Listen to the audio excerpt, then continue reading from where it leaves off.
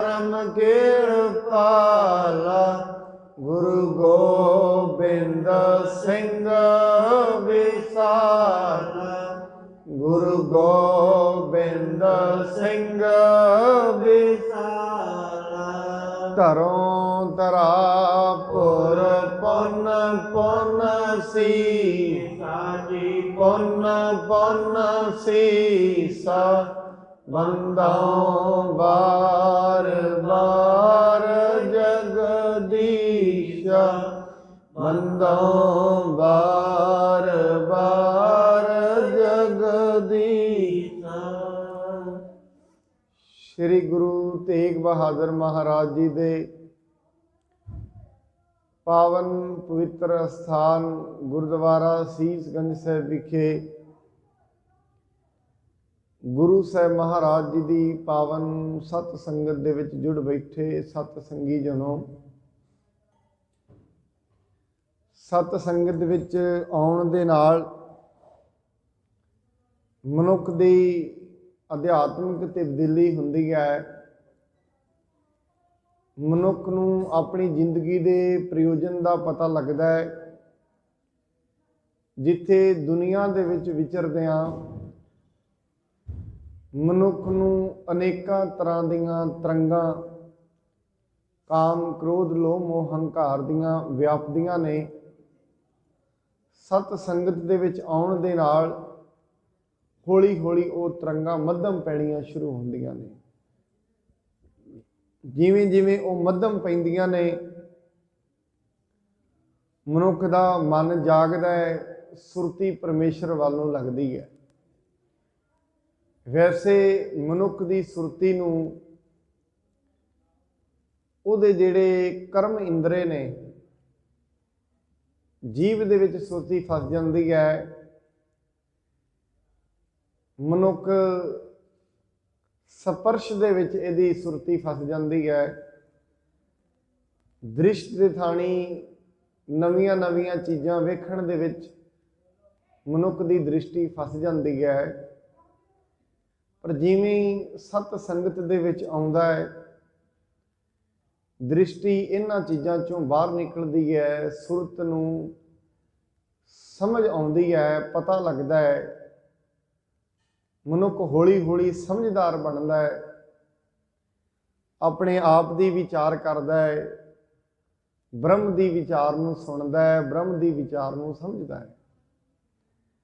आपां निरंतर ही गुरु अमरदास महाराज जी के पावन जीवन की जो कथा है उसनूं श्रवण कर रहे हैं।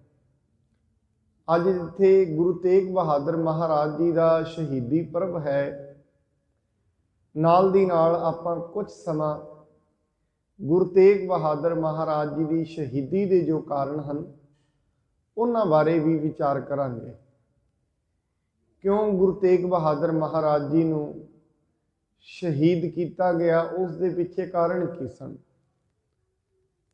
क्योंकि आम करके जेड़े साधु बिरती दे लोग संत बिरती दे लोग हुंदे ने, ब्रह्म ज्ञान नूं पुजियां हुईयां शख्सियतां हुंदियां ने, उन्हां दा किसी दे नाल कोई वैर नहीं हुंदा।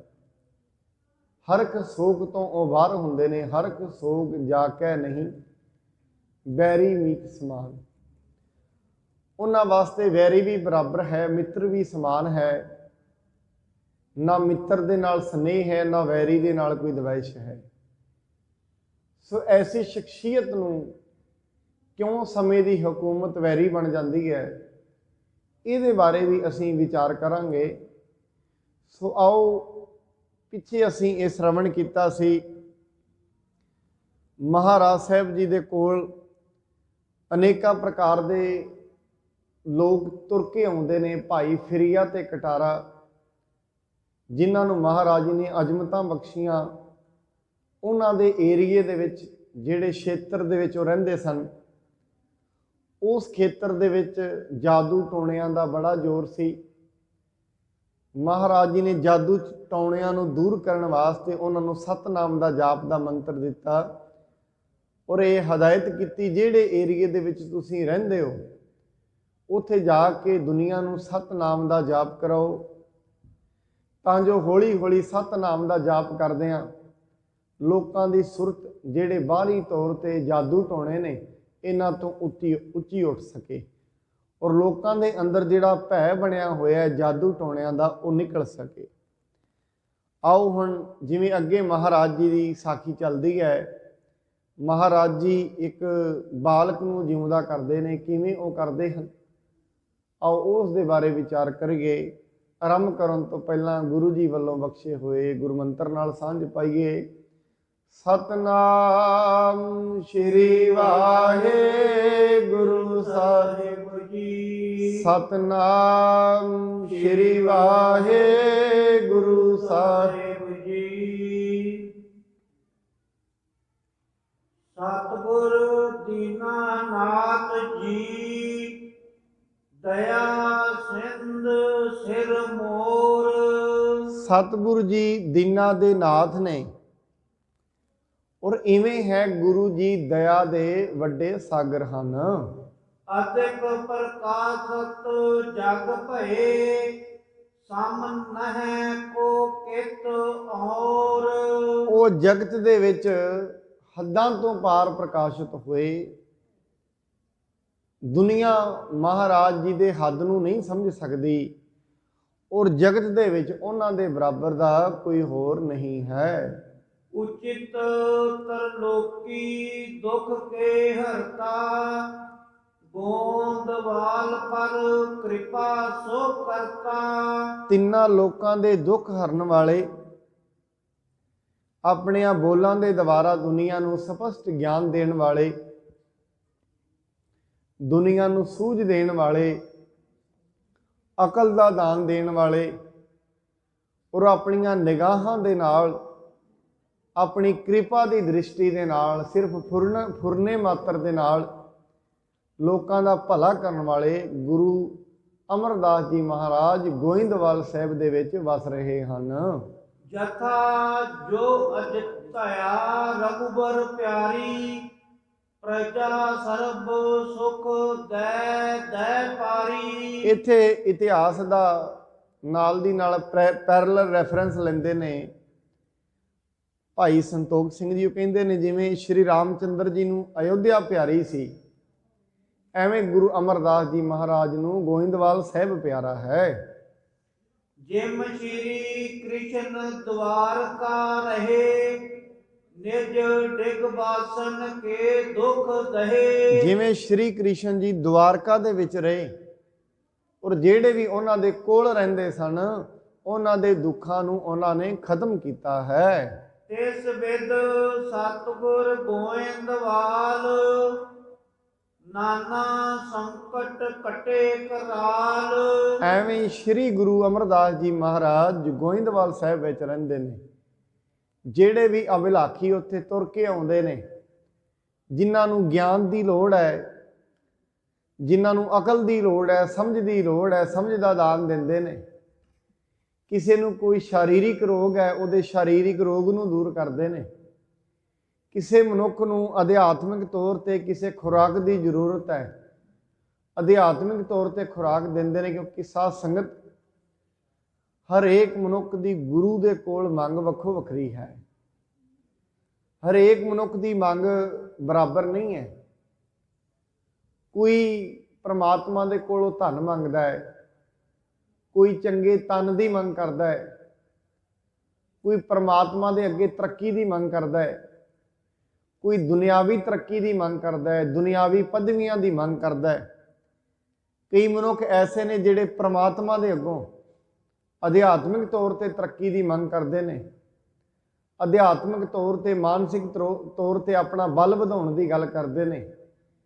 ਇਸ ਦੁਨੀਆ ਤੇ ਆ ਕੇ ਕੀ ਖੱਟਣਾ ਹੈ, ਕੀ ਨਹੀਂ ਖੱਟਣਾ ਹੈ, ਸਮਝ ਦੀ ਗੱਲ ਕਰਦੇ ਨੇ, ਸਮਝ ਦੀ ਮੰਗ ਕਰਦੇ ਹਨ।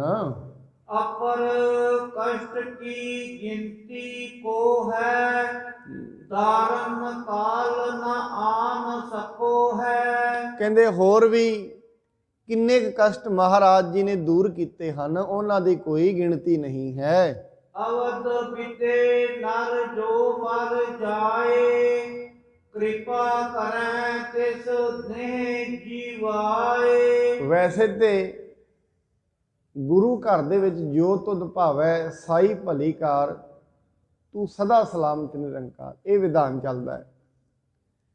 ਪਰ ਸਾਧ ਸੰਗਤ ਇੱਕ ਦੂਜੀ ਗੱਲ ਵੀ ਹੈ, ਕਿਉਂਕਿ ਜਿੱਥੇ ਪ੍ਰੇਮ ਹੁੰਦਾ ਹੈ ਉੱਥੇ ਨੇਮ ਨਹੀਂ ਖਲੋਂਦੇ ਹੁੰਦੇ।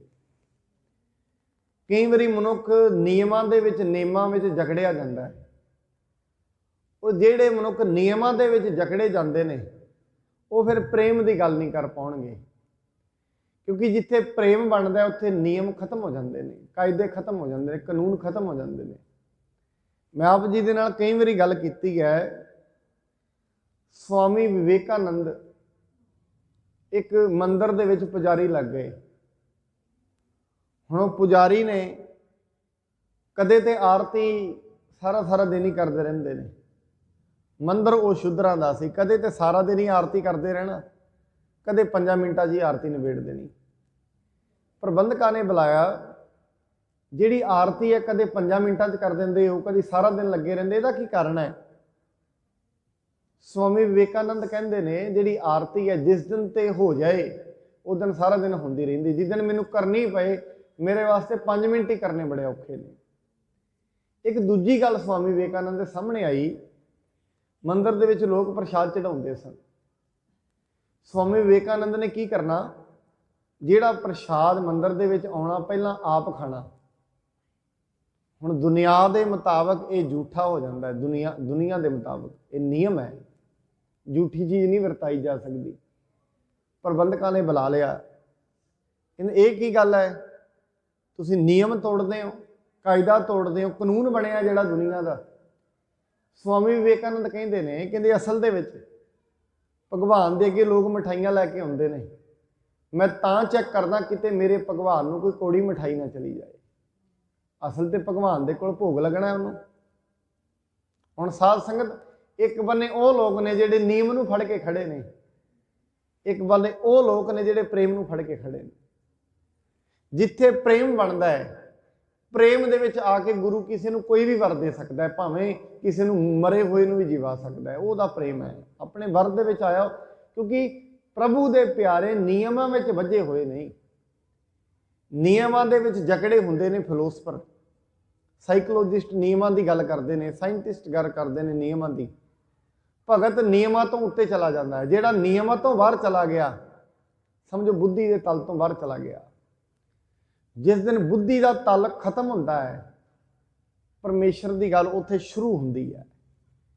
ਜਿਸ ਦਿਨ ਮਨੁੱਖ ਇਹ ਕਹਿ ਸਕਦਾ ਹੈ ਹਾਂ ਹੋ ਸਕਦਾ ਹੈ, ਜਿਹੜੇ ਮਨੁੱਖ ਬੁੱਧੀ ਦੀ ਜਕੜ ਵਿੱਚ ਆਏ ਨੇ ਉਹ ਇਹ ਗੱਲ ਕਹਿੰਦੇ ਨੇ ਇਹ ਚੀਜ਼ ਨਹੀਂ ਹੋ ਸਕਦੀ। ਆਪਣੀ ਬੁੱਧੀ ਦੇ ਵਿੱਚ ਹੀ ਜਕੜੇ ਰਹਿੰਦੇ ਨੇ ਲੋਕ। ਪਰ ਜਿਹੜਾ ਪਰਮੇਸ਼ਰ ਦੇ ਭਗਤ ਪਰਮੇਸ਼ਰ ਦੇ ਪ੍ਰੇਮ ਵਿੱਚ ਆ ਗਿਆ, ਉਹ ਕਹਿੰਦਾ ਨਹੀਂ, ਦੁਨੀਆ ਦੇ ਉੱਤੇ ਕੁਝ ਵੀ ਹੋ ਸਕਦਾ ਹੈ। ਦੁਨੀਆ ਦੇ ਵਿੱਚ ਇਹ ਵੀ ਨਹੀਂ ਪਤਾ, ਜਿਹੜਾ ਸੂਰਜ ਅੱਜ ਗਰਮੀ ਦੇ ਰਿਹਾ ਕੀ ਪਤਾ ਕੱਲ ਨੂੰ ਠੰਡ ਦੇਣ ਲੱਗ ਜਾਏ, ਕੀ ਪਤਾ, ਇਹ ਕਿਸੇ ਨੂੰ ਪਤਾ ਨਹੀਂ ਨਾ, ਕਨਫਰਮ ਨਹੀਂ ਕੀਤਾ। ਪਰਮਾਤਮਾ ਨੇ ਨਿਯਮ ਹੀ ਐਸਾ ਬਣਾਇਆ ਹੋਏ ਵੀ ਲੱਖਾਂ ਸਾਲ ਤੇ ਗਰਮੀ ਦੇਗਾ ਫਿਰ ਠੰਡ ਦੇਗਾ, ਇੱਥੇ ਤੇ ਕਿਸੇ ਨੂੰ ਕੋਈ ਨਹੀਂ ਪਤਾ। ਦੁਨੀਆ ਦੇ ਉੱਤੇ ਕੁਝ ਵੀ ਚੀਜ਼ ਕੌਨਸਟੈਂਟ ਨਹੀਂ ਹੈ, ਇੱਥੇ ਬਦਲਾਅ ਹੁੰਦਾ ਰਹਿੰਦਾ ਹੈ। ਪ੍ਰਭੂ ਦੇ ਪਰਮੇਸ਼ਰ ਦੇ ਜਿਹੜੇ ਭਗਤ ਨੇ ਉਹ ਨਿਯਮਾਂ ਤੋਂ ਬਾਹਰ ਨੇ। ਔਰ ਕਈ ਵਾਰੀ ਰਾਮਚੰਦਰ ਜੀ ਉੱਚੀ ਕੁਲ ਦੇ ਨੇ, ਸਬਰੀ ਭਿੱਲਣੀ ਹੈ, ਨੀਵੀਂ ਕੁਲ ਦੀ ਹੈ। ਹੁਣ ਇੱਕ ਸਾਈਡ 'ਚ ਵੇਖਿਆ ਜਾਏ, ਰਾਮਚੰਦਰ ਜੀ ਆਪਣੀ ਕੁਲ ਦੇ ਵਿੱਚ ਵੱਡੇ ਨੇ, ਭਿੱਲਣੀ ਦੇ ਔਰ ਨੀਵੀਂ ਕੁਲ ਦੇ ਘਰ। ਪਹਿਲੀ ਗੱਲ ਤੇ ਰੋਟੀ ਖਾਣੀ ਮਾੜੀ ਗੱਲ ਹੈ ਉਹਨਾਂ ਦੇ ਅਨੁਸਾਰ, ਉਹ ਉਸ ਸਮੇਂ ਦੀ ਵਰਣ ਵੰਡ ਦੇ ਅਨੁਸਾਰ, ਪਰ ਉਹਨਾਂ ਦੇ ਘਰ ਫਿਰ ਵੀ ਜਾਂਦੇ ਨੇ। ਘਰ ਜਾ ਕੇ ਰੋਟੀ ਖਾਣ ਲੱਗੇ ਉਹ ਕੀ ਵੇਖਦੇ ਨੇ, ਬੇਰ ਝੂਠੇ ਨੇ। ਹੁਣ ਜੇ ਕਾਇਦੇ ਦੀ ਗੱਲ ਕਰੀਏ, ਝੂਠੀ ਚੀਜ਼ ਕੌਣ ਕਿਸੇ ਨੂੰ ਖਵਾਉਂਦਾ? ਜੇ ਕਾਇਦੇ ਦੀ ਗੱਲ ਕਰੀਏ, ਨਿਯਮ ਦੀ ਗੱਲ ਕਰੀਏ, ਸਾਡੇ ਸਾਹਮਣੇ ਕਿਸੇ ਘਰ ਜਾਈਏ, ਅਗਲਾ ਪਹਿਲਾਂ ਰੋਟੀ ਆਪ ਖਾਏ, ਉਹੀ ਰੋਟੀ ਸਾਨੂੰ ਦੇ ਦੇਵੇ। ਕਾਇਦਾ ਇਹ ਕਹਿੰਦਾ ਰੋਟੀ ਛੱਡ ਦੇਣੀ ਚਾਹੀਦੀ ਹੈ, ਕਾਨੂੰਨ ਇਹ ਮੰਗ ਕਰਦਾ ਛੱਡ ਦੇਣੀ ਚਾਹੀਦੀ ਹੈ। ਪਰ ਰਾਮਚੰਦਰ ਜੀ ਉਹਦੇ ਝੂਠੇ ਬੇਰ ਖਾਂਦੇ ਨੇ। ਹੁਣ ਉਹਦੇ ਪਿੱਛੇ ਦੀ ਭਾਵਨਾ ਕੀ ਹੈ? ਕਿਉਂਕਿ ਪ੍ਰਭੂ ਦੇ ਜਿਹੜੇ ਭਗਤ ਨੇ, ਪਰਮਾਤਮਾ ਦੇ ਜਿਹੜੇ ਭਗਤ ਨੇ, ਉਹ ਪ੍ਰੇਮ ਨੂੰ ਵਹਿੰਦੇ ਨੇ, ਕਾਇਦਿਆਂ ਨੂੰ ਨਹੀਂ, ਕਾਨੂੰਨਾਂ ਨੂੰ ਨਹੀਂ। ਹੁਣ ਉਹ ਵਹਿੰਦੇ ਨੇ ਸਬਰੀ ਨੇ ਕਿਉਂ ਇੱਕ ਇੱਕ ਬੇਰ ਨੂੰ ਝੂਠਾ ਕੀਤਾ। ਉਹ ਕਹਿੰਦੀ ਹੈ ਮੇਰੇ ਘਰ ਮੇਰੇ ਅਤੀ ਪ੍ਰਿਯ ਹੈ, ਜਿਨ੍ਹਾਂ ਨਾਲ ਮੈਂ ਪ੍ਰੇਮ ਕਰਦੀ ਹਾਂ, ਮੇਰੀ ਜਿੰਦ ਦੇ ਜਿਹੜੇ ਰੱਖਿਅਕ ਨੇ ਸ਼੍ਰੀ ਰਾਮਚੰਦਰ ਜੀ ਨੇ ਆਉਣਾ ਹੈ। ਮਤਾ ਐਸਾ ਹੋਏ, ਕੋਈ ਜਿਹੜਾ ਬੇਰ ਹੈ ਜਿਹੜਾ ਕੋੜਾ ਹੋਏ ਉਹਨਾਂ ਦੇ ਮੂੰਹ ਦੇ ਵਿੱਚ ਲੱਗੇ ਤੇ ਉਹਨਾਂ ਨੂੰ ਦੁੱਖ ਪਹੁੰਚੇ। ਮੈਂ ਮਿੱਠੇ ਬੇਰ ਉਹਨਾਂ ਨੂੰ ਦੇਣੇ ਚਾਹੁੰਦੀ ਹਾਂ। ਹੁਣ ਉਹਦੇ ਪਿੱਛੇ ਭਾਵਨਾ ਕਿੰਨੀ ਵੱਡੀ ਹੈ, ਔਰ ਸ਼੍ਰੀ ਰਾਮਚੰਦਰ ਜੀ ਖਾ ਰਹੇ ਨੇ, ਕਿਉਂਕਿ ਗੱਲ ਭਾਵਨਾ ਦੀ ਹੈ। ਸਾਧ ਸੰਗਤ, ਜੇ ਗੁਰਦੁਆਰੇ ਵਿੱਚ ਆਏ ਆ, ਮੰਦਿਰ ਵਿੱਚ ਆਏ ਆ, ਮਸਜਿਦ ਵਿੱਚ ਆਏ ਆ, ਇੱਥੇ ਭਾਵਨਾਵਾਂ ਕੰਮ ਕਰਦੀਆਂ ਨੇ, ਇੱਥੇ ਤਰਕਾਂ ਨਹੀਂ ਕੰਮ ਕਰਦੀਆਂ। ਤਰਕਾਂ ਦੀ ਗੱਲ ਕਰਨੀ ਹੈ ਫਿਰ ਨਾਸਾ ਵਿੱਚ ਜਾਣਾ ਪਏਗਾ, ਤਰਕਾਂ ਦੀ ਗੱਲ ਕਰਨੀ ਹੈ ਫਿਰ ਲੈਬੋਰਟਰੀਆਂ ਵਿੱਚ ਜਾਣਾ ਪਏਗਾ, ਉੱਥੇ ਤਰਕ ਕੰਮ ਕਰਦਾ ਹੈ।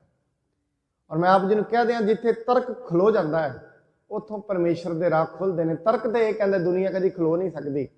ਔਰ ਮੈਂ ਕਈ ਵਾਰੀ ਸੋਚਦਾ ਹੈ ਲੋਕਾਂ ਦੇ ਤਰਕ ਖਲੋਤੇ ਰਹਿ ਗਏ। ਦੁਨੀਆ ਇੱਕ ਵਾਰੀ ਜਾਮ ਹੋ ਗਈ 5-6 ਮਹੀਨਿਆਂ ਵਾਸਤੇ, ਸਾਰੀ ਦੁਨੀਆ ਘਰਾਂ 'ਚ ਬਹਿ ਗਈ। ਕਿਸੇ ਨੇ ਸੋਚਿਆ ਨਹੀਂ ਹੋਏਗਾ ਦੁਨੀਆ ਦੇ ਉੱਤੇ ਗੁਰੂ ਤੇਗ ਬਹਾਦਰ ਮਹਾਰਾਜ ਕਹਿੰਦੇ ਨੇ, ਕਹਿੰਦੇ ਚਿੰਤਾ ਤਾਕੀ ਕੀਜੀਏ ਜੋ ਅਨਹੋਣੀ ਹੋਏ, ਇਹ ਮਾਰਗ ਸੰਸਾਰ ਕੋ ਨਾਨਕ ਥਿਰ ਨਹੀਂ ਕੋਏ। ਚਿੰਤਾ ਤੇ ਤਾਂ ਕਰ, ਇੱਥੇ ਕੁਝ ਵੀ ਹੋਣ ਅਨਹੋਣਾ ਨਹੀਂ ਵਾਪਰਨਾ। ਹਰੇਕ ਮਨੁੱਖ ਨੂੰ ਇਹ ਨਹੀਂ ਪਤਾ ਉਹਦੀ ਜ਼ਿੰਦਗੀ ਦੇ ਵਿੱਚ ਕਦੋਂ ਕੀ ਵਾਪਰ ਜਾਣਾ, ਕਿਸੇ ਨੂੰ ਨਹੀਂ ਪਤਾ।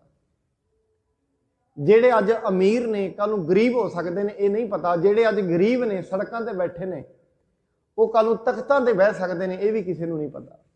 ਗੁਰੂ ਅਮਰਦਾਸ ਜੀ ਮਹਾਰਾਜ ਜੀ ਆਪਣੀ ਨਗਰੀ ਵਿੱਚ ਰਹਿੰਦੇ ਨੇ।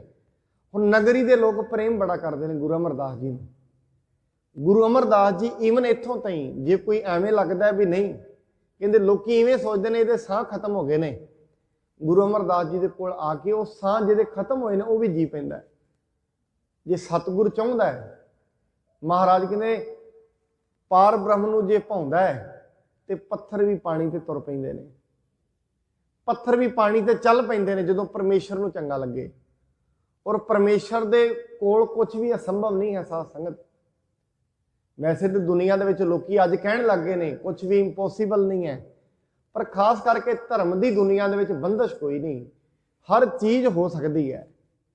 ਗੱਲ ਇੰਨੀ ਹੈ, ਸ਼ਰਧਾ ਕਿੰਨੀ ਹੈ, ਸਾਡੀ ਭਾਵਨਾ ਕਿੰਨੀ ਹੈ। ਪਰਮੇਸ਼ਰ ਦੇ ਸਨਮੁਖ ਅਸੀਂ ਆਏ ਹਾਂ। ਮੈਂ ਕਈ ਵਾਰੀ ਸੋਚਦਾ, ਇੱਕ ਵਾਰੀ ਇੱਕ ਪਿੰਡ ਦੇ ਵਿੱਚ ਅਕਾਲ ਪੈ ਗਿਆ, ਸਾਰਾ ਪਿੰਡ ਇਕੱਠਾ ਹੋਇਆ। ਉਹ ਕਹਿੰਦੇ ਪ੍ਰਮਾਤਮਾ ਦੇ ਅੱਗੇ ਅਰਦਾਸ ਕਰੋ ਮੀਂਹ ਪੈ ਜਾਏ। ਸਾਰੇ ਪਿੰਡ ਦੇ ਲੋਕ ਅਰਦਾਸ ਕਰਨ ਚੱਲੇ। ਇੱਕ ਬੱਚੇ ਨੇ ਨਾਲ ਛਤਰੀ ਫੜ ਲਈ, ਬੱਚਾ ਵੀ ਨਾਲ ਛਤਰੀ ਲੈ ਕੇ ਨਾਲ ਤੁਰਿਆ। ਲੋਕੀ ਕਹਿੰਦੇ ਨੇ ਤੂੰ ਛਤਰੀ ਕਿਉਂ ਫੜ ਲਈ ਹੈ ਬਈ, ਛਤਰੀ ਫੜਨ ਦਾ ਕੀ ਮਤਲਬ ਹੈ? ਉਹ ਕਹਿੰਦਾ ਤੁਸੀਂ ਅਰਦਾਸ ਕਰੋਗੇ ਨਾਲੋਂ ਨਾਲ ਮੀਂਹ ਪਏਗਾ ਤੇ ਮੇਰੇ ਕੱਪੜੇ ਭੇਜਣਗੇ। ਸਾਰੇ ਹੱਸਣ ਲੱਗ ਪਏ। ਕਹਿੰਦੇ ਨਹੀਂ, ਹਜੇ ਅਰਦਾਸ ਕਰਾਂਗੇ, ਯੱਗ ਹੋਏਗਾ, ਫਿਰ ਬਾਰਿਸ਼ ਪਏਗੀ। ਕਹਿੰਦਾ ਬਸ ਫਿਰ ਤੁਸੀਂ ਜਾਓ, ਮੈਂ ਨਹੀਂ ਜਾਣਾ। ਕਹਿੰਦੇ ਜਿਹਦੇ ਅੱਗੇ ਅਰਦਾਸ ਕਰਨ ਲੱਗੇ ਹੋ, ਜਿਹਨੂੰ ਤੁਸੀਂ ਏਡਾ ਵੱਡਾ ਕਹਿੰਦੇ ਹੋ, ਤੁਹਾਨੂੰ ਇਹ ਇੰਨਾ ਵੀ ਯਕੀਨ ਨਹੀਂ ਸਾਡੇ ਕਹਿਣ ਤੇ ਉਹ ਬਾਰਿਸ਼ ਪਾ ਦੇਗਾ, ਫਿਰ ਬਾਰਿਸ਼ ਨਹੀਂ ਪੈਣੀ, ਮੈਂ ਆਪਣੇ ਘਰ ਜਾਣਾ, ਤੁਸੀਂ ਆਪਣੇ ਰਾਹ ਜਾਓ। ਸਾਧ ਸੰਗਤ, ਗੱਲ ਵੱਟੀ ਜਾਂਦੀ ਹੈ ਯਕੀਨ ਦੀ, ਭਰੋਸੇ ਦੀ, ਸ਼ਰਧਾ ਦੀ। ਔਰ ਜਦੋਂ ਤਾਈਂ ਮਨੁੱਖ ਦੇ ਵਿੱਚ ਪ੍ਰਮਾਤਮਾ ਦੇ ਪ੍ਰਤੀ ਭਰੋਸਾ ਨਹੀਂ ਨਾ ਆਇਆ, ਉਦੋਂ ਤਾਈਂ ਉਹਦੇ ਵਿੱਚ ਕੁਝ ਵੀ ਨਹੀਂ ਆਇਆ। ਔਰ ਭਰੋਸਾ ਵੱਧਦਾ ਉਹਦਾ ਬਾਰ-ਬਾਰ ਨਾਮ ਲੈਣ ਦੇ ਨਾਲ, ਉਹਨੂੰ ਯਾਦ ਕਰਨ ਦੇ ਨਾਲ। ਫਿਰ ਜਦੋਂ ਅਸੀਂ ਉਹਦਾ ਨਾਂ ਲੈਂਦੇ ਹਾਂ, ਉਹ ਕਿਸੇ ਨਾ ਕਿਸੇ ਦੇ ਰੂਪ ਦੇ ਵਿੱਚ ਸਾਡੇ ਕੋਲ ਵਿਧਾਂ ਬਣਾਉਣੀਆਂ ਸ਼ੁਰੂ ਕਰ ਦਿੰਦਾ ਹੈ। ਸਾਨੂੰ ਕਿਸੇ ਨਾ ਕਿਸੇ ਰੂਪ ਦੇ ਵਿੱਚ ਆਪਣੀਆਂ ਸ਼ਰਧਾ ਦੀਆਂ ਗੱਲਾਂ ਸੁਣਾਉਣੀਆਂ ਸ਼ੁਰੂ ਕਰ ਦਿੰਦਾ ਹੈ। ਪੁਰੀ ਵਿਖੇ ਨਹਿ ਮ੍ਰਿਤ ਕੋ ਪਾਵੈ, ਗੁਰ ਪ੍ਰਤਾਪ ਤੇ ਜੇ ਅੰਤ ਰਹਾਵੈ। ਨਗਰੀ ਵਿੱਚ ਕੋਈ ਵੀ ਅਣਹੋਣੀ ਮੌਤ ਨਹੀਂ ਵਾਪਰਦੀ। ਗੁਰੂ ਸਾਹਿਬ ਜੀ ਆਪਣੇ ਪ੍ਰਤਾਪ ਦੇ ਨਾਲ ਜਿਹੜਾ ਵੀ ਕੋਈ ਦੁਖੀ ਲੱਗਦਾ ਉਹਨੂੰ ਜਿਵਾ ਦਿੰਦੇ ਹਨ। ਜਿਸ ਘਰ ਕੋ ਨਰ ਮਰ ਜਾਏ, ਸੋ ਉਠਾਏ ਗੁਰ ਆਗੈ ਲਿਆਏ। ਜਿਸ ਵੀ ਘਰ ਦੇ ਵਿੱਚ ਕੋਈ ਨਰ ਮਰ ਜਾਂਦਾ ਹੈ, ਉਹ ਲੈ ਕੇ ਗੁਰੂ ਸਾਹਿਬ ਦੇ ਕੋਲ ਆਉਂਦੇ ਨੇ। ਮਹਾਰਾਜ ਇਹ ਬਿਮਾਰ ਹੋ ਗਿਆ, ਇਸ ਨੂੰ ਜਿਉਂਦਾ ਕਰੋ, ਇਸ ਦੇ ਐਵੇਂ ਲੱਗਦਾ ਸਾਹ ਖਤਮ ਹੋ ਰਹੇ ਨੇ। ਗੁਰੂ ਸਾਹਿਬ ਜੀ ਆਪਣੀ ਦਇਆ ਦੇ ਵਿੱਚ ਆ ਕੇ, ਕਿਉਂਕਿ ਸਾਧ ਸੰਗਤ ਸਭ ਤੋਂ ਵੱਡੀ ਗੱਲ ਮੈਂ ਸਵੇਰੇ ਬੇਨਤੀ ਕਰ ਰਿਹਾ ਸੀ, ਸਭ ਤੋਂ ਮਨੁੱਖ ਦੀ ਪਛਾਣ ਪਤਾ ਕੀ ਹੈ? ਪਸ਼ੂ ਨੂੰ ਮਨੁੱਖ ਤੋਂ ਕੀ ਅਲੱਗ ਕਰਦਾ ਹੈ? ਪਸ਼ੂਆਂ ਤੇ ਮਨੁੱਖਾਂ ਵਿੱਚ ਇੱਕ ਹੀ ਫਰਕ ਹੈ, ਪਸ਼ੂਆਂ ਵਿੱਚ ਦਇਆ ਨਹੀਂ ਹੁੰਦੀ, ਮਨੁੱਖਾਂ ਵਿੱਚ ਦਇਆ ਹੁੰਦੀ ਹੈ, ਕੰਪੈਸ਼ਨ ਹੁੰਦੀ ਹੈ, ਬਸ ਇੰਨਾ ਫਰਕ ਹੈ। ਜੇ ਮਨੁੱਖ ਦੇ ਵਿੱਚ ਦਇਆ ਨਹੀਂ ਨਾ ਹੈ, ਫਿਰ ਉਹ ਮਨੁੱਖ ਹੀ ਨਹੀਂ ਹੈ। ਨਾਨਕ ਸਾਹਿਬ ਮਹਾਰਾਜ ਨੇ ਜਪਜੀ ਸਾਹਿਬ ਦੇ ਵਿੱਚ ਬੜਾ ਸੋਹਣਾ ਕਿਹਾ, ਕਹਿੰਦੇ ਧੌਲ ਧਰਮ ਦਇਆ ਕਾ ਪੂਤ। ਜੇ ਮਨੁੱਖ ਕਹੇ ਨਾ ਮੈਂ ਧਰਮੀ ਹਾਂ, ਜੇ ਉਹ ਧਰਮੀ ਹੈ ਨਾ ਫਿਰ ਉਹਦੇ ਵਿੱਚ ਦਇਆ ਹੋਏਗੀ। ਜਿਨ੍ਹਾਂ ਅੰਦਰ ਦਇਆ ਨਹੀਂ ਹੈ ਫਿਰ ਮਜ਼ਾਕ ਹੈ, ਧਰਮ ਨਹੀਂ ਹੈ। ਹਜੇ ਧਰਮ ਦੇ ਨਾਂ ਤੇ ਅਡੰਬਰ ਰਚਿਆ ਜਾ ਰਿਹਾ ਹੈ। ਮੈਂ ਆਪ ਜੀ ਦੇ ਸਾਹਮਣੇ ਅੱਜ ਬੇਨਤੀ ਵੀ ਕਰਾਂਗਾ, ਅੱਜ ਗੁਰੂ ਤੇਗ ਬਹਾਦਰ ਮਹਾਰਾਜ ਜੀ ਦਾ ਸ਼ਹੀਦੀ ਦਿਹਾੜਾ ਹੈ। ਜਿਹੜੇ ਪਾਵਨ ਸਥਾਨ ਤੇ ਅਸੀਂ ਬੈਠੇ ਹਾਂ, ਇੱਥੇ ਗੁਰੂ ਤੇਗ ਬਹਾਦਰ ਮਹਾਰਾਜ ਜੀ ਦਾ ਪਾਵਨ ਸੀਸ ਭਾਈ ਅੱਡਾ, ਭਾਈ ਨਨੂਆ ਤੇ ਭਾਈ ਜੈਤਾ ਜੀ, ਜਿਨ੍ਹਾਂ ਦਾ ਨਾਮ ਭਾਈ ਜੀਵਨ ਸਿੰਘ ਜੀ, ਤਿੰਨੇ ਸਿੱਖ ਦਿੱਲੀ ਤੋਂ ਲੈ ਕੇ ਆਏ। ਪਹਿਲਾਂ ਮੈਂ ਬੇਨਤੀ ਕਰਾਂ, ਗੁਰੂ ਤੇਗ ਬਹਾਦਰ ਮਹਾਰਾਜ ਜੀ ਨੂੰ ਸ਼ਹੀਦੀ ਦੇਣ ਦੀ ਕੀ ਲੋੜ ਪਈ? ਇਹ ਬੜੇ ਸਮਝਣ ਦੀ ਗੱਲ ਸਾਧ ਸੰਗਤ, ਕਿੱਡੀ ਦਇਆ। ਗੁਰੂ ਤੇਗ ਬਹਾਦਰ ਮਹਾਰਾਜ ਜੀ ਦੇ ਕੋਲ ਕਿਰਪਾ ਰਾਮ ਪੰਡਤ ਜੀ ਰਹਿੰਦੇ ਨੇ। ਪੰਡਤ ਦਾ ਮਤਲਬ ਹੁੰਦਾ ਹੈ ਵਿਦਵਾਨ, ਪੰਡਤ ਦਾ ਮਤਲਬ ਕਾਸਟ ਨਹੀਂ ਹੈ ਕੋਈ। ਔਰ ਜਿਸ ਦਿਨ ਵਰਣ ਵੰਡ ਚੱਲੀ, ਆਪ ਜੀ ਜਾਣ ਕੇ ਹੈਰਾਨ ਹੋ ਜਾਓਗੇ, ਜਿਹੜੇ ਸਿਆਣੇ ਲੋਕ ਸਨ ਉਹਨਾਂ ਦੇ ਕੁਲ ਦੇ ਵਿੱਚ ਫਿਰ ਜਿਹੜਾ ਜਨਮ ਲੈਣ ਲੱਗ ਗਿਆ ਉਹਨੂੰ ਵੀ ਫਿਰ ਪੰਡਤ ਹੀ ਕਹਿਣ ਲੱਗ ਪਏ। ਤਾਂ ਕਰਕੇ ਕੁਲ ਚੱਲ ਪਈ ਪੰਡਤਾਂ ਦੀ, ਵਿਦਵਾਨਾਂ ਦੀ।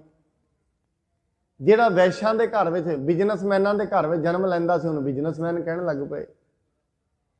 ਸਭ ਤੋਂ ਮਾੜੀ ਗੱਲ ਇਹ ਵਾਪਰੀ, ਪਹਿਲਾਂ ਤੇ ਇਹ ਚੱਲੀਆਂ ਇੱਕ ਕਲੈਂਸ ਚੱਲੀਆਂ ਲੋਕਾਂ ਦੇ ਵਿੱਚ। ਐਵੇਂ ਹੋਇਆ ਵੀ ਚਲੋ ਉਹ ਦੂਜੀ ਕੁਲ ਦਾ ਉਹਦੇ ਘਰ ਦੇ ਪੜ੍ਹਦੇ ਨੇ, ਉਹ ਵੀ ਪੜ੍ਹ ਲੈਂਦਾ ਅੱਗੇ। ਪਰ ਹੌਲੀ ਹੌਲੀ ਜਦੋਂ ਇਹ ਪੱਕਾ ਹੋ ਗਿਆ ਨਾ, ਫਿਰ ਦੁਨੀਆ ਦੇ ਵਿੱਚ ਅਸਥਿਰਤਾ ਫੈਲ ਗਈ। ਲੋਕੀ ਸ਼ੂਦਰ ਨੂੰ ਹੌਲੀ ਹੌਲੀ ਨੀਵਾਂ ਹੀ ਕਹਿਣ ਲੱਗ ਪਏ ਦੂਰ। ਕਦੀ ਤੇ ਉਹਦਾ ਕਰਮ ਕੁਝ ਹੋਰ ਸੀ, ਹੌਲੀ ਹੌਲੀ ਬਿਲਕੁਲ ਤਿਸਕਾਰਿਆ ਜਾਣ ਲੱਗ ਪਿਆ। ਫਿਰ ਜਦੋਂ ਐਸੀ ਭਾਵਨਾ ਵਾਪਰੀ, ਫਿਰ ਦੁਨੀਆ ਵਿੱਚ ਕ੍ਰਾਂਤੀ ਆਉਂਦੀ ਹੋਈ ਹੈ। ਪੰਡਤ ਕਿਰਪਾ ਰਾਮ ਜੀ ਗੁਰੂ ਗੋਬਿੰਦ ਸਿੰਘ ਮਹਾਰਾਜ ਜੀ ਨੂੰ ਵਿੱਦਿਆ ਪੜ੍ਹਾਇਆ ਕਰਦੇ ਸਨ। ਗੁਰੂ ਤੇਗ ਬਹਾਦਰ ਮਹਾਰਾਜ ਨੇ ਡਿਊਟੀ ਲਾਈ ਹੋਈ ਸੀ। ਉਹ ਦੂਜੀ ਸਾਈਡ ਦੇ ਵਿੱਚ ਔਰੰਗਜ਼ੇਬ, ਕਿਉਂਕਿ ਰਾਜਨੀਤਿਕ ਜਿਹੜੇ ਸਾਧ ਸੰਗਤ, ਜਿਹੜੀ ਰਾਜਨੀਤਿਕ ਸੱਤਾ ਹੁੰਦੀ ਹੈ ਨਾ, ਇਹਨੂੰ ਹਥਿਆਣ ਦਾ ਇੱਕੋ ਇੱਕ ਹੀ ਕਾਰਨ ਹੈ। ਜੇ ਇਹਨੂੰ ਲੈਣਾ ਹੈ ਨਾ ਆਪਣੇ ਕੋਲ, ਰਾਜਨੀਤੀ ਨੂੰ ਆਪਣੇ ਘਰ 'ਚ ਰੱਖਣਾ ਹੈ, ਫਿਰ ਲੋਕਾਂ ਦੇ ਵਿੱਚ ਧਰਮ ਦੀ ਫੁੱਟ ਪਾ ਕੇ ਰੱਖਣੀ ਚਾਹੀਦੀ ਹੈ, ਤਾਂ ਰਾਜਨੀਤੀ ਕੋਲ ਰਹਿੰਦੀ, ਉਵੇਂ ਨਹੀਂ ਰਹਿੰਦੀ। ਜਿੰਨਾ ਖੂਨ ਖਰਾਬਾ ਧਰਮ ਦੇ ਨਾਂ ਤੇ ਰਾਜਨੀਤਿਕ ਲੋਕਾਂ ਨੇ ਕਰਾਇਆ ਹੈ, ਅੱਜ ਤਾਈਂ ਨਹੀਂ ਹੋਇਆ ਸਾਧ ਸੰਗਤ। ਦੁਨੀਆ ਦੀਆਂ ਵੱਡੀਆਂ ਵੱਡੀਆਂ ਲੜਾਈਆਂ ਧਰਮ ਦੇ ਨਾਂ ਤੇ ਹੋਈਆਂ ਨੇ। ਮੈਂ ਤਾਂ ਕਮਾਲ ਮੰਨ ਜਾਂਦਾ, ਜਿਹੜੇ ਧਰਮ ਮਨੁੱਖ ਨੂੰ ਮਨੁੱਖ ਨਾਲ ਜੋੜਦੇ ਨੇ, ਲੋਕੀ ਉਹਨਾਂ ਦੇ ਨਾਂ ਤੇ ਕਿਰਪਾਨਾਂ ਕੱਸ ਲੈਂਦੇ ਨੇ। ਜਿਹੜੇ ਧਰਮ ਲੋਕਾਂ ਨੂੰ ਲੋਕਾਂ ਨਾਲ ਜੋੜਦੇ ਨੇ, ਧਰਮ ਦਾ ਮਤਲਬ ਕੀ ਹੈ? ਦਇਆ। ਜਿਹੜਾ ਧਰਮ ਬੰਦੇ ਨੂੰ ਬੰਦੇ ਨਾਲ ਨਹੀਂ ਨਾ ਜੋੜ ਸਕਦਾ, ਉਹਨੂੰ ਧਰਮ ਕਹਿਣ ਦੀ ਵੀ ਜ਼ਰੂਰਤ ਨਹੀਂ ਹੈ, ਉਹਨੂੰ ਸ਼ਾਸਤਰ ਕਹਿਣ ਦੀ ਜ਼ਰੂਰਤ ਨਹੀਂ ਹੈ। ਜਿਹੜੀ ਚੀਜ਼ ਮਨੁੱਖ ਨੂੰ ਮਨੁੱਖ ਤੋਂ ਦੂਰ ਕਰਦੇ, ਫਿਰ ਉਹ ਕੈਸਾ ਧਰਮ ਹੈ? ਫਿਰ ਉਹਦਾ ਉਸ ਧਰਮ ਦਾ ਸੁਸਾਇਟੀ ਨੂੰ ਕੀ ਫਾਇਦਾ ਹੈ?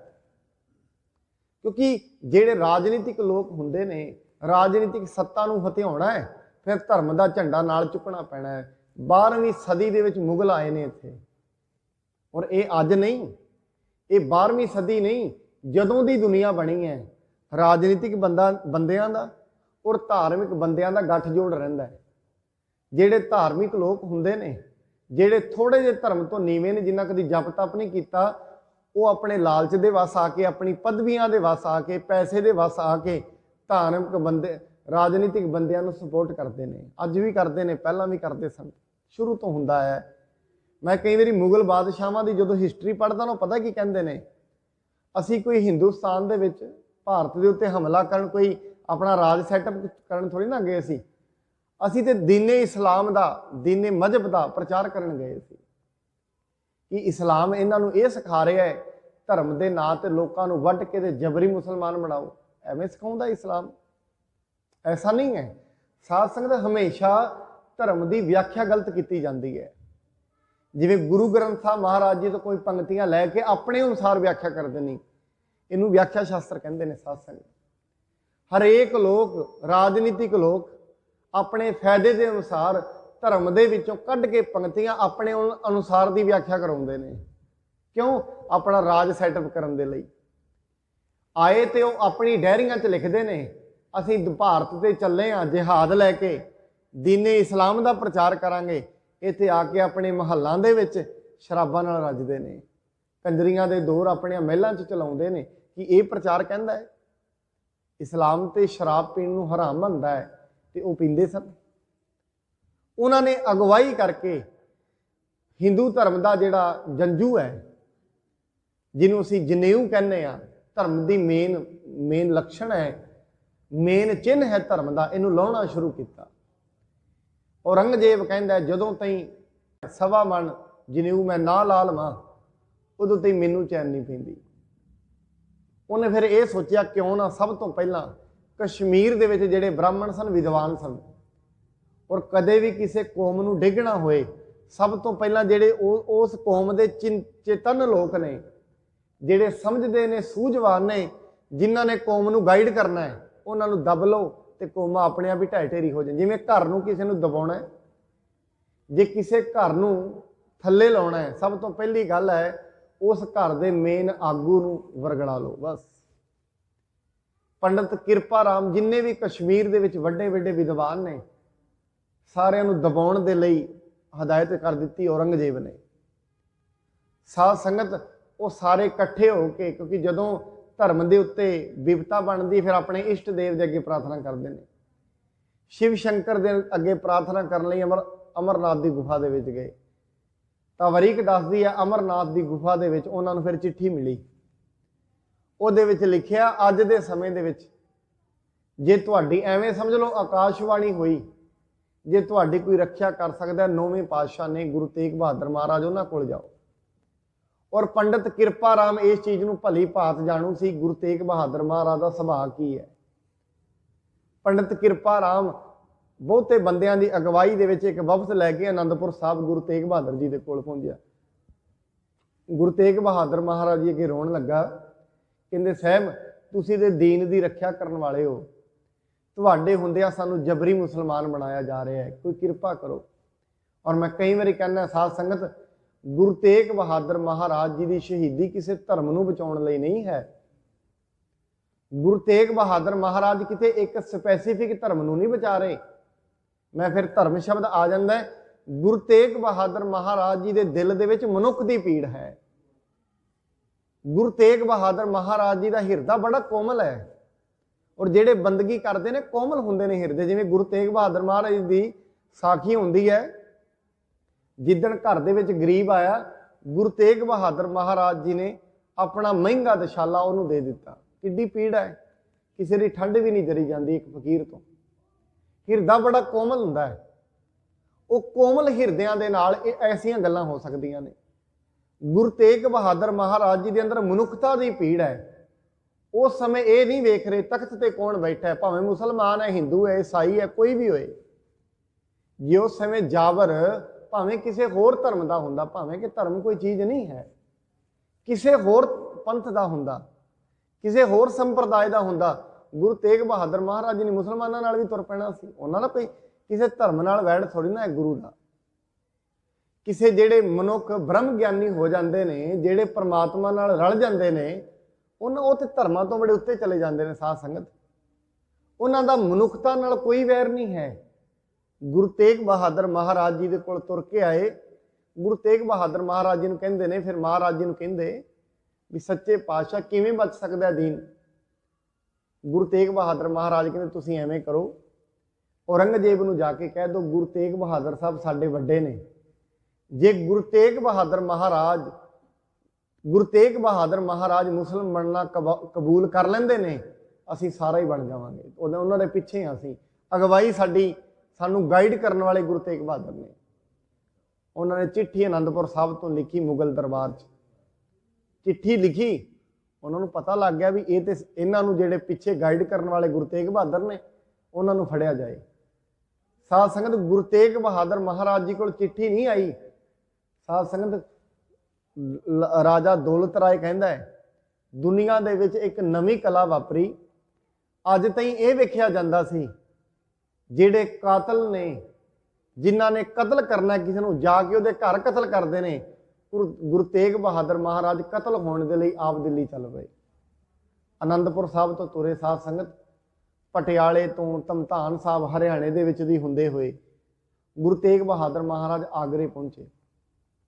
ਔਰ ਜਾਂਦੇ ਜਾਂਦੇ ਵੀ ਕਿੱਡਾ ਵੱਡਾ ਪਰਉਪਕਾਰ ਹੈ। ਇੱਕ ਆ ਜਿਹੜੀ ਬੱਕਰੀਆਂ ਚਾਰਨ ਵਾਲਾ ਗੁਰੂ ਤੇਗ ਬਹਾਦਰ ਮਹਾਰਾਜ ਜੀ ਦੇ ਕੋਲ ਆਇਆ, ਕਹਿੰਦੇ ਮਹਾਰਾਜ ਮੈਂ ਗਰੀਬ ਬੜਾ, ਮੇਰੀ ਵੀ ਗਰੀਬੀ ਕੱਟੀ ਜਾਏਗੀ। ਮਹਾਰਾਜ ਕਹਿੰਦੇ ਬਿਲਕੁਲ। ਹਕੂਮਤ ਨੇ ਸਾਡੇ ਤੇ ਕਈ ਲੱਖਾਂ ਦਾ ਇਨਾਮ ਰੱਖਿਆ, ਜਿਹੜਾ ਗੁਰੂ ਤੇਗ ਬਹਾਦਰ ਨੂੰ ਫੜ ਕੇ ਲਿਆਏਗਾ ਕਈ ਲੱਖਾਂ ਇਨਾਮ ਉਹਨੂੰ ਦੇਵਾਂਗੇ। ਤੂੰ ਐਵੇਂ ਕਰ, ਆ ਸਾਡਾ ਦੁਸ਼ਾਲਾ ਹੈ ਬੜਾ ਕੀਮਤੀ, ਜਾ ਕੇ ਬਾਜ਼ਾਰ ਦੇ ਵਿੱਚ ਇਹਨੂੰ ਵਿਖਾ, ਨਾਲੇ ਤੇ ਇਹਨੂੰ ਵੇਚ ਲੈ, ਨਾਲੇ ਮੁਗਲ ਦਰਬਾਰ 'ਚ ਕਹਦੇ ਮੈਂ ਗੁਰੂ ਤੇਗ ਬਹਾਦਰ ਫਲਾਣੇ ਬਾਗ 'ਚ ਬੈਠੇ ਨੇ, ਤੈਨੂੰ ਇਨਾਮ ਮਿਲ ਜਾਏਗਾ। ਦੇਖੋ ਸਾਧ ਸੰਗਤ, ਆਪਣੇ ਆਪ ਨੂੰ ਮਹਾਰਾਜ ਕਤਲ ਕਰਾਉਣ ਦੇ ਲਈ, ਸ਼ਹੀਦੀ ਦੇਣ ਦੇ ਲਈ ਚੱਲੇ ਨੇ ਦਿੱਲੀ, ਨਾਲ ਦੀ ਨਾਲ ਪਰਉਪਕਾਰ ਕਿੱਡਾ ਵੱਡਾ ਕਰ ਰਹੇ ਨੇ। ਕਹਿੰਦੇ ਜਾ ਭਾਈ, ਮੈਂ ਤੇ ਜਾਣਾ ਹੀ ਹੈ, ਪਰ ਮੇਰੇ ਜਾਣ ਦੇ ਨਾਲ ਤੇਰਾ ਵੀ ਘਰ ਆਬਾਦ ਹੋ ਜਾਏਗਾ, ਤੇਰੇ ਬੱਚੇ ਵੀ ਹੱਸਦੇ ਰਹਿਣਗੇ। ਸਾਧ ਸੰਗਤ, ਗੁਰੂ ਤੇਗ ਬਹਾਦਰ ਮਹਾਰਾਜ ਨੂੰ ਆਗਰੇ ਤੋਂ ਦਿੱਲੀ ਲਿਆਂਦਾ ਗਿਆ। ਦਿੱਲੀ ਮਹਾਰਾਜ ਜੀ ਦੇ ਸਾਹਮਣੇ ਦੋ ਸ਼ਰਤਾਂ ਰੱਖੀਆਂ ਗਈਆਂ, ਜਾਂ ਤੇ ਤੁਸੀਂ ਦੀਨੇ ਇਸਲਾਮ ਕਬੂਲ ਕਰੋ, ਦੂਜੀ ਗੱਲ ਜਾਂ ਫਿਰ ਤੁਸੀਂ ਕਰਾਮਾਤ ਵਿਖਾਓ। ਜਾਂ ਤੇ ਤੁਸੀਂ ਇਸਲਾਮ ਕਬੂਲ ਕਰ ਲਓ ਜਾਂ ਕਰਾਮਾਤ ਵਿਖਾਓ। ਗੁਰੂ ਤੇਗ ਬਹਾਦਰ ਮਹਾਰਾਜ ਕਹਿੰਦੇ ਨੇ ਕਿ ਇਸਲਾਮ ਧਾਰਨ ਕਰਨ ਦੇ ਤੁਹਾਡਾ ਮੇਨ ਮੋਟਿਵ ਕੀ ਹੈ? ਇਸਲਾਮ ਦੇ ਪਿੱਛੇ ਅਸਲ ਦੇ ਵਿੱਚ ਇਸਲਾਮ ਦਾ ਪ੍ਰਯੋਜਨ ਕੀ ਹੈ? ਮੈਂ ਇੱਕ ਗੱਲ ਆਪ ਜੀ ਦੇ ਸਾਹਮਣੇ ਰੱਖਣੀ ਚਾਹੁੰਦਾ, ਜਿੰਨੇ ਵੀ ਦੁਨੀਆ ਦੇ ਉੱਤੇ ਸੰਪਰਦਾਇ ਨੇ, ਜਿੰਨੇ ਵੀ ਪੰਥ ਨੇ, ਹਰੇਕ ਪੰਥ ਦਾ ਪ੍ਰਯੋਜਨ ਕੀ ਹੈ ਪਹਿਲਾਂ ਤੇ ਇਹ ਪਤਾ ਲੱਗੇ ਨਾ। ਜਿੰਨੇ ਵੀ ਧਰਮ ਨੇ, ਹਰੇਕ ਧਰਮ ਦਾ, ਜਿੰਨੇ ਵੀ ਦੁਨੀਆ ਤੇ ਰਾਹ ਚੱਲੇ ਨੇ, ਹਰੇਕ ਰਾਹ ਦਾ ਪ੍ਰਯੋਜਨ ਇਹ ਹੈ ਮਨੁੱਖ ਬਣ ਸਕੇ, ਬਸ ਇਹ ਪ੍ਰਯੋਜਨ ਹੈ। ਹਰੇਕ ਮਨੁੱਖ ਦੇ ਵਿੱਚ ਤਰਸ ਆਏ, ਦਇਆ ਆਏ, ਸਤ ਆਏ, ਸੰਤੋਖ ਆਏ, ਤਾਂ ਜੋ ਚੰਗਾ ਸਮਾਜ ਬਣ ਸਕੇ। ਸਮਾਜ ਦੇ ਵਿੱਚੋਂ ਰਿਸ਼ਵਤ, ਬੇਈਮਾਨੀ ਇਹ ਨਿਕਲ ਸਕਣ, ਲੋਕਾਂ ਦੇ ਵਿੱਚ ਗੁੱਸਾ ਨਾ ਰਹੇ, ਕ੍ਰੋਧ ਨਾ ਰਹੇ, ਲੋਭ ਨਾ ਰਹੇ। ਇਹੀ ਤੇ ਕਹਿੰਦੇ ਨੇ ਹਰੇਕ ਧਰਮ। ਤਾਂ ਹੀ ਤੇ ਗੁਰੂ ਸਾਹਿਬ ਨੇ ਕਿਹਾ ਸਰਬ ਧਰਮ ਹੈ ਸ੍ਰੇਸ਼ਟ ਧਰਮ, ਹਰ ਕੋ ਨਾਮ ਜਪ ਨਿਰਮਲ ਕਰਮ। ਇਹੀ ਤੇ ਧਰਮ ਹੈ, ਨਿਰਮਲ ਕਰਮ ਨੂੰ ਕਰਨਾ, ਇਹੀ ਤੇ ਸਭ ਤੋਂ ਵੱਡਾ ਧਰਮ ਹੈ। ਗੁਰੂ ਤੇਗ ਬਹਾਦਰ ਮਹਾਰਾਜ ਜੀ ਕਹਿੰਦੇ ਠੀਕ ਹੈ ਤੁਸੀਂ ਇਸਲਾਮ ਕਬੂਲ ਕਰਨਾ ਚਾਹੁੰਦੇ, ਮੈਨੂੰ ਕਰਵਾਉਣਾ ਚਾਹੁੰਦੇ ਹੋ, ਪਰ ਇਹ ਤੇ ਦੱਸੋ ਇਸਲਾਮ ਦੇ ਪਿੱਛੇ ਤੁਹਾਡਾ ਪ੍ਰਯੋਜਨ ਕੀ ਹੈ? ਅਸਲ ਦੇ ਵਿੱਚ ਤੁਸੀਂ ਮਨੁੱਖ ਨੂੰ ਮਨੁੱਖ ਬਣਾਉਣਾ ਚਾਹੁੰਦੇ ਹੋ, ਇਹ ਨਹੀਂ ਹੈ। ਜੇ ਕੋਈ ਹਿੰਦੂ ਧਰਮ ਦੇ ਸ਼ਾਸਤਰਾਂ ਅਨੁਸਾਰ ਚੰਗਾ ਚੱਲ ਕੇ ਚੰਗੀ ਜ਼ਿੰਦਗੀ ਜਿਉਣ ਲੱਗ ਪਿਆ ਤੇ ਉਹ ਠੀਕ ਹੈ, ਉਹਨੇ ਤੇ ਧਰਮ ਕਬੂਲ ਕੀਤਾ ਹੀ ਹੋਇਆ ਪਹਿਲਾਂ ਹੀ। ਤੁਸੀਂ ਕਿਸੇ ਨੂੰ ਜਬਰੀ ਕਿਉਂ ਬਣਾ ਰਹੇ ਹੋ? ਉਹ ਨਾ ਮੰਨੇ ਗੁਰੂ ਤੇਗ, ਕਿਉਂਕਿ ਸਾਧ ਸੰਗਤ ਜਦੋਂ ਹੰਕਾਰ ਸਿਰੇ ਤੇ ਚੜਿਆ ਹੁੰਦਾ ਹੈ ਨਾ, ਮਨੁੱਖ ਦੇ ਅੰਦਰੋਂ ਦਿਮਾਗ ਘਟ ਜਾਂਦਾ ਹੈ। 5 ਵਿਕਾਰ ਨੇ, 5 ਵਿਕਾਰਾਂ ਦੇ ਵਿੱਚੋਂ ਜਿਹੜਾ ਵੀ ਸਿਰੇ ਤੇ ਚੜ ਗਿਆ, ਮਨੁੱਖ ਦੇ ਦਿਮਾਗ ਉੱਤੇ ਜਿਹੜਾ ਵੀ ਬਹਿ ਗਿਆ, ਦਿਮਾਗ ਦੀ ਸੋਚਣ ਸ਼ਕਤੀ ਕਮਜ਼ੋਰ ਕਰ ਦਿੰਦਾ ਹੈ। ਔਰ ਕਈ ਵਾਰੀ ਯਾਦ ਰੱਖਣਾ, ਕਈ ਵਾਰੀ ਗੁੱਸਾ ਮਨੁੱਖ ਦੇ ਦਿਮਾਗ ਤੇ ਚੜਦਾ ਹੈ, ਆਪਣੇ ਬੱਚਿਆਂ ਨੂੰ ਗੋਲੀ ਮਾਰ ਪੈਂਦਾ, ਐਸਾ ਵੀ ਹੁੰਦਾ ਹੈ। ਇਹ 5 ਵਿਕਾਰ ਨੇ, 5 ਵਿੱਚੋਂ ਜਿਹੜਾ ਵੀ ਮਨੁੱਖ ਦੇ ਸਿਰ ਤੇ ਬਹਿ ਗਿਆ 2 ਮਿੰਟ ਵਾਸਤੇ ਸੁੰਨ ਕਰ ਦਿੰਦਾ, ਬੁੱਧੀ ਖਤਮ ਕਰ ਦਿੰਦਾ। ਹੰਕਾਰ ਦੇ ਵਿੱਚ ਭਿੱਜੇ ਹੋਏ ਲੋਕਾਂ ਦੀ ਬੁੱਧੀ ਖਤਮ ਹੋਈ। ਗੁਰੂ ਤੇਗ ਬਹਾਦਰ ਮਹਾਰਾਜ ਜੀ ਨੂੰ ਨਾ ਪਛਾਣ ਸਕੇ, ਜਿਨ੍ਹਾਂ ਨੂੰ ਲੋਕ ਨਮਸਕਾਰਾਂ ਕਰਦੇ ਨੇ।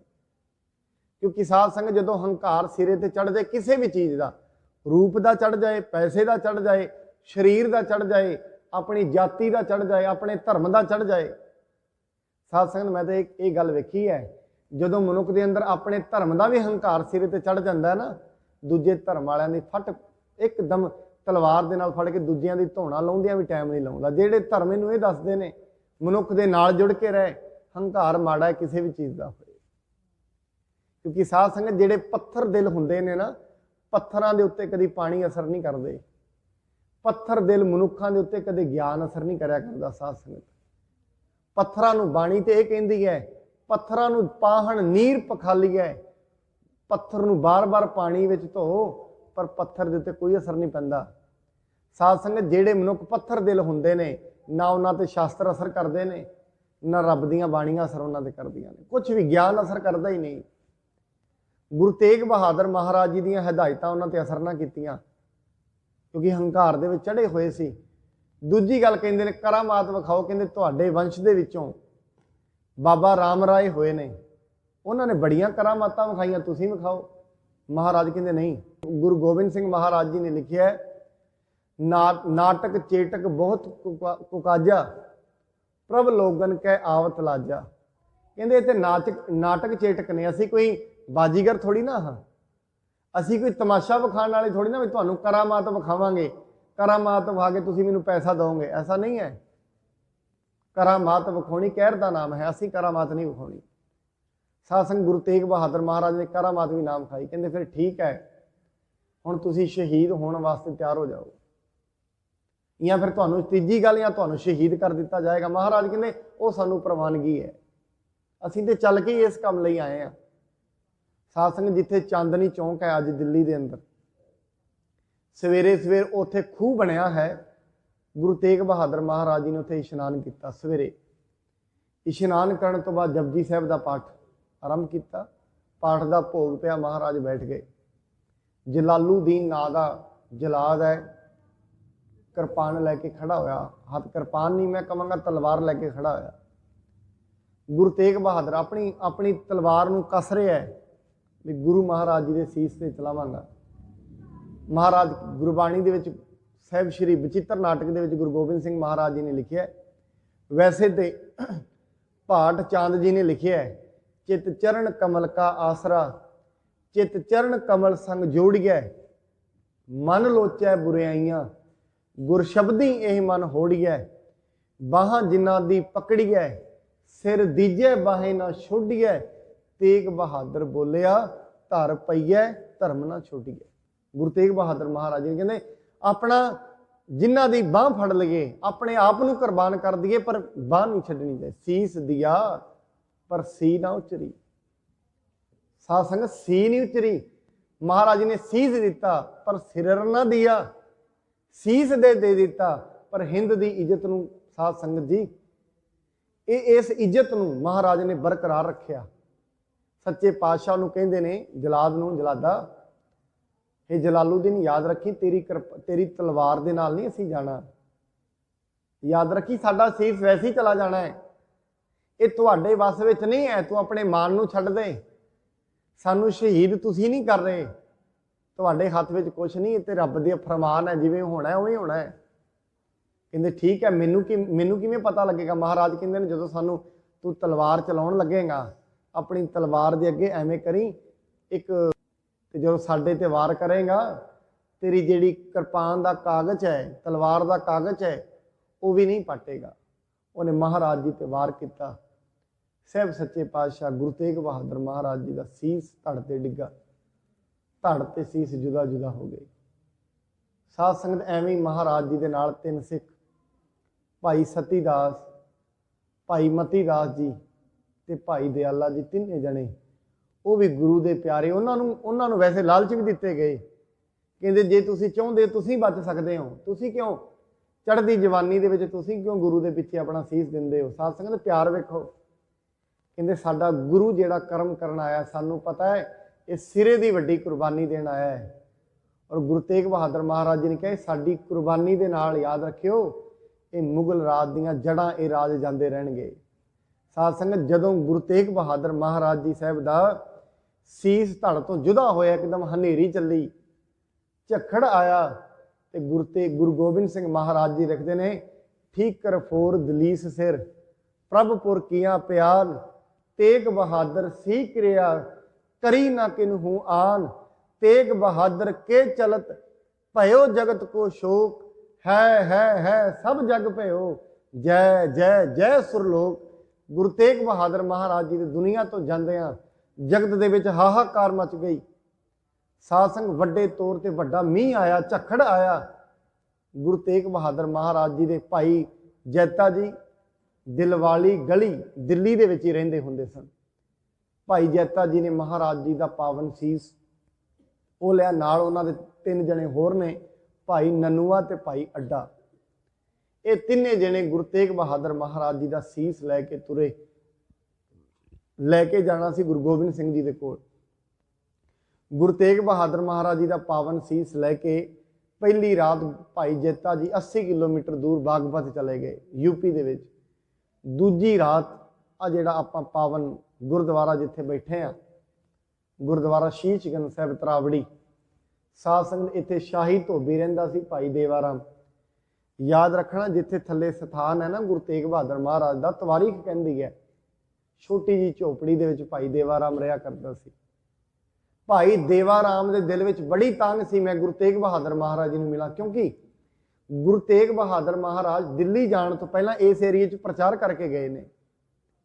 महाराज जिथे बारने आए, कुरुक्षेत्र आए, करनाल आए, इतिहास दसदा है नेड़े पिंड गोरगढ़, उस तो बाद मुनीअरपुर, पूरा रूट बनता है मुनीअरपुर, उस तो बाद ड्योढ़ी साहब, सलेमपुर, खानपुर, बणी बदरपुर, उस तो बाद सुडड़, सुडैल, माणकपुर, कड़ माणकपुर, प्रयाग, बनारस, इधर गुरु तेग बहादुर साहब पहला प्रचार करके गए दिल्ली जाने तो पहला। इत्थे महाराज जी ने प्रचार किया। भाई देवा राम दे विच ये सी भी मेरे घर च कभी गुरु तेग बहादुर आउणगे, कोई वड्डी शख्सियत ने, पता नहीं मेरे गरीब के घर में भी कभी दर्शन पाउणगे कि नहीं।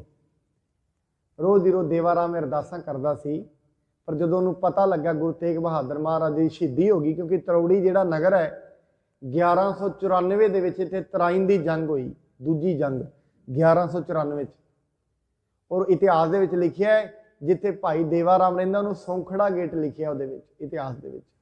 क्योंकि आ जिहड़ी दीवार वेख रहे हो इस शहर की, पहला राजे जदों भी रहिंदे सी अपने शहर के चार चफेरे दीवारां उचार लैंदे सी, पूरी दीवार बनी जिन्हों करनाली गेट, आ वड्डे वड्डे गेट उदों दे बने हुए सन, अज ते नहीं रहे। दीवार बनी हुई सी चारी नगर के चार चफेरे। भाई देवा राम जी बाहर रहिंदे सन नगर तो, अपनी झुग्गी च इत्थे रहिंदे हुंदे सन। भाई जैता इत्थे आया, उन्होंने पता सी, क्योंकि वैसे तो शाही नगर सी, फौजां सन, शायद ना आउंदे, पर पता सी देवा राम रहिंदा है। देवा राम दे कोल पुजे, देवा राम कहंदा है भाई जैता कहंदे गुरु नानक नूं जाणदे हो, गुरु तेग बहादुर नूं जा कहंदे जानदा हाँ, पर गुरु तेग बहादुर महाराज मैनू लारा दे के मेरे घर नहीं आए, शायद गुरु अमीरां दे घरां विच जांदा है, गरीबां दे घरां विच, साडे घरां विच क्यों आउणा सी। भाई जैता कहंदा तूं अपने घर चल, मैनू घर लैके चल, उत्थे मैं तैनूं दसदा। साध संगत इस पावन स्थान ते जिथे असीं बैठे हाँ, गुरु तेग बहादुर महाराज जी का सीस भाई जैता जी ने, जिहड़ी आपां मटकी हुंदी है जिन्हों चाटी भी कहने आ, उहदे विच गुरु तेग बहादुर महाराज जी का सीस भाई जैता जी ने सुरक्षित तरीके नाल रखिया होया सी। भाई जैता जी ने जदों सीस जिहड़ा है उत्तों कपड़ा हटाया, कहन लगे देवा राम तू तो कहंदा गुरु मैनू भुल गया, कहंदे याद रख गुरु का सीस धड़ जुदा जुदा हो गया, सीस दे धड़ जुदा होके भी तेन गुरु नहीं भुलिया, तेन दर्शन देण तेरे घर आया है। साध संगत भाई देवा राम रोन लग पिया, एडा प्यार मैं नहीं सी सोचिया, प्रेम की एड्डी वड्डी खिश हुंदी है, जिन्हों भगत रविदास जी भी अपनी बाणी दे विच कहिंदे ने, जिहदे विच प्रेम की खिच का जिक्र उन्हें बड़ा किया है। कहंदे तोरी ना टूटै, शोरी ना छूटै, ऐसी माधो खिंच तनी, प्रेम दीयां डोरां बड़ियां लंबियां हुंदियां। साध संगत भाई देवा राम जी ने कभी एक्सपैक्ट भी नहीं किया होना गुरु साहब 80 किलोमीटर दूर भाई जेता बागपत चला गया, फिर इधर आएगा। साध संगत सारी रात अपनी घर दी दे नाल डंडे दे उत्ते बन के चौर, डंडे दे उत्ते कपड़ा बन के सारी रात जिथे थड़ा साहब है इत्थे बैठ के सारी रात महाराज दे उत्ते चौर करदा रहा। घर दी ने नाल पहरा दिता, भाई जेता जी नूं विश्राम कराया। और साध संगत आप जी हैरान हो जाओगे, गुरु तेग बहादुर महाराज एवें नहीं भाई जेता भाई देवा राम नूं दुनिया याद करदी। साध संगत उहदे बच्चिआं नूं ते भाई देवा राम जी नूं शहीद किया गया शाही फौजां वल्लों। क्यादे वास्ते? तू बागी दे सीस नूं अपने घर विच रखिआ। एवें नहीं एड्डी वड्डी यादगार जिथे कदे झोंपड़ी सी अज महल वर्गा गुरुद्वारा बन गया। साध संगत एवें नहीं, ये शहीदां दीआं कहंदे ने, आम शायर लिखते ने, शहीदों की चिताओं पर लंघे गए हर वर्ष मेले। अब देखो हर वर्ष हर साल इत्थे मेला भरदा, किड्डी दुनिया आउंदी है, किन्ने साल हो गए ने अज ताईं उन्हां शहीदां नूं याद किया जाता है। ये गुरु तेग बहादुर महाराज जी के शहीदी के पावन दिहाड़े ते आप जी अज इत्थे बैठे हो। गुरु साहब महाराज किरपा करन, सच्चे पातशाह जी ने धर्म के रक्षक, गुरु साहब जी मानवता के रक्षक। अज भी साध संगत भावें सरकारां होर ने, अज भी गुरु तेग बहादुर महाराज जी के सिख अपने अंदर दे निर्मल कोमल हिरदे नूं, इस करके गुरु जी ये कृपा करन हरेक मनुख के अंदर कोमलताई आए, दया की भावना आए। ये गुरु तेग बहादुर महाराज जी की शहीदी का संदेश है। फिर मैं आप जी एक बारी गुरु साहब जी का पावन दोहरा है उन्होंने पढ़िए, उस तो बाद समाप्ति है। ठीकर फोर दलीस सिर ठीकर फोरद दलीस सिर ठीकर फोरद दलीस सिर ठीकर फोर दलीस सिर प्रभपुर किया प्यान प्रभपुर किया प्यान प्रभपुर किया प्यान प्रभपुर किया तेग बहादुर सी की गिरिया तेग बहादुर तेग बहादुर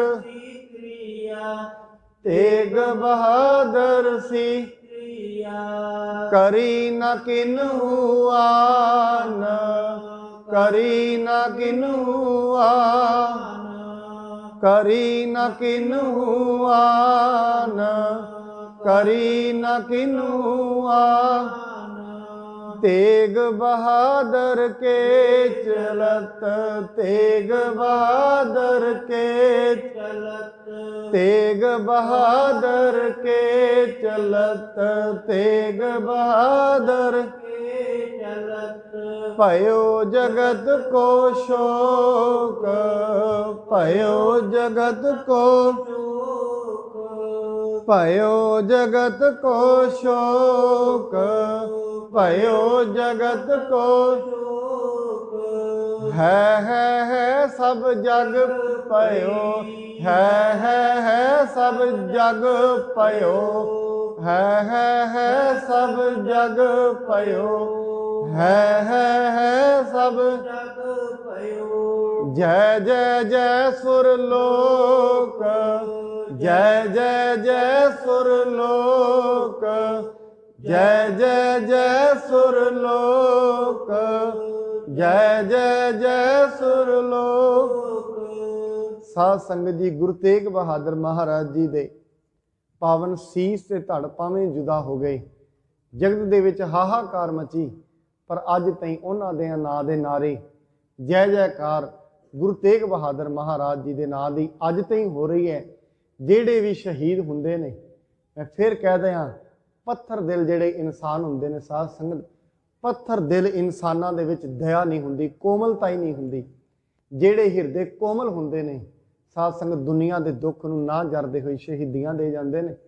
ਗੁਰੂ ਤੇਗ ਬਹਾਦਰ ਮਹਾਰਾਜ ਜੀ ਉਸ ਕੋਮਲ ਹਿਰਦੇ ਦੇ ਮਾਲਕ, ਜਿਨ੍ਹਾਂ ਦੀ ਬਾਣੀ ਦੇ ਵਿੱਚ ਬੜਾ ਜ਼ਿਆਦਾ ਵਿਰਾਗ ਹੈ।